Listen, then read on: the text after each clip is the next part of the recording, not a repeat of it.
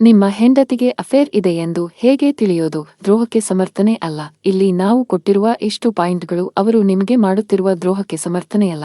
ಇದು ಕೇವಲ ಅವರು ನಿಮಗೆ ಯಾಕೆ ಮೋಸ ಮಾಡಿರಬಹುದು ಎಂದು ತಿಳಿಯಲು ಮಾತ್ರ. ನೆನಪಿಡಿ, ಅವರು ದೈಹಿಕವಾಗಿ ದ್ರೋಹ ಮಾಡದೆ ಭಾವನಾತ್ಮಕವಾಗಿ ಮೋಸ ಮಾಡುತ್ತಿರಲೂಬಹುದು.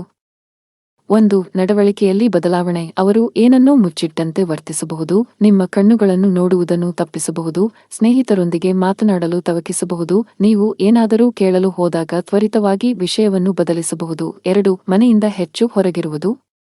ಇನ್ನೊಬ್ಬ ವ್ಯಕ್ತಿ ಭಾಗಿಯಾಗಿದ್ದರೆ ಅವರು ಕೆಲಸದಲ್ಲಿ ಹೆಚ್ಚುವರಿ ಸಮಯವನ್ನು ಹೊಂದಲು ಪ್ರಾರಂಭಿಸಬಹುದು, ಗಂಟೆಗಟ್ಟಲೆ ಹೊರಗುಳಿಯುವುದು, ಮನೆಯಲ್ಲಿ ಊಟ ಹಾಗೂ ತಿಂಡಿಯನ್ನು ತಪ್ಪಿಸಬಹುದು. 3, ನಿಮ್ಮನ್ನು ವಿಭಿನ್ನವಾಗಿ ಪರಿಗಣಿಸಬಹುದು. ಇಲ್ಲಿ 2 ಸಂಭವವಿದೆ.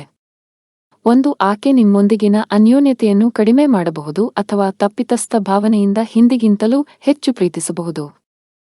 ಪ್ರೀತಿಯಿಂದ ದ್ರೋಹವನ್ನು ಸರಿದೂಗಿಸಲು ಪ್ರಯತ್ನಿಸಬಹುದು. 4, ಸುಂದರವಾಗಿ ಕಾಣಬೇಕೆಂಬ ಹಠಾತ್ ಬಯಕೆ. ಮದುವೆಯ ನಂತರ ಹೆಚ್ಚಿನ ಮಹಿಳೆಯರು ತಮ್ಮ ಸೌಂದರ್ಯದ ಬಗ್ಗೆ ಅಷ್ಟಾಗಿ ಗಮನ ಹರಿಸುವುದಿಲ್ಲ, ಆದರೆ ಹಠಾತ್ ಆಗಿ ಅವರಿಗೆ ಸುಂದರವಾಗಿ ಕಾಣಬೇಕೆಂಬ ಬಯಕೆ ಉಂಟಾಗುವುದು ಹಾಗೂ ತಯಾರಾಗಲು ಹೆಚ್ಚು ಸಮಯ ವ್ಯಯಿಸುವುದು ಬೇರೆಯೇ ಕಥೆಯನ್ನು ಹೇಳಬಹುದು. 5, ಅಸಹ್ಯ ಪಡುವುದು. ನೀವು ಮುತ್ತು ಕೊಟ್ಟಾಗ, ಆಕೆಯನ್ನು ತಬ್ಬಿಕೊಂಡಾಗ ಅಸಹ್ಯ ಪಟ್ಟುಕೊಳ್ಳಬಹುದು, ನೀವು ಅವರನ್ನು ಮುಟ್ಟಿದಾಗ ಪ್ರತಿಕ್ರಿಯೆಗಳು ಬದಲಾಗಬಹುದು. 6, ಟೀಕೆ ಮಾಡಬಹುದು.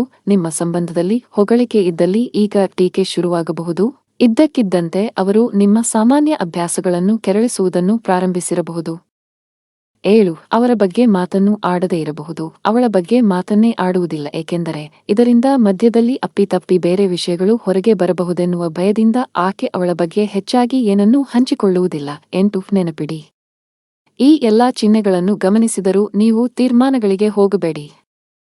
ಊಹೆಗಳನ್ನು ಮಾಡುವ ಮೊದಲು ನಿಮ್ಮ ಸಂಗಾತಿಯೊಂದಿಗೆ ಒಮ್ಮೆ ಮಾತನಾಡಿ.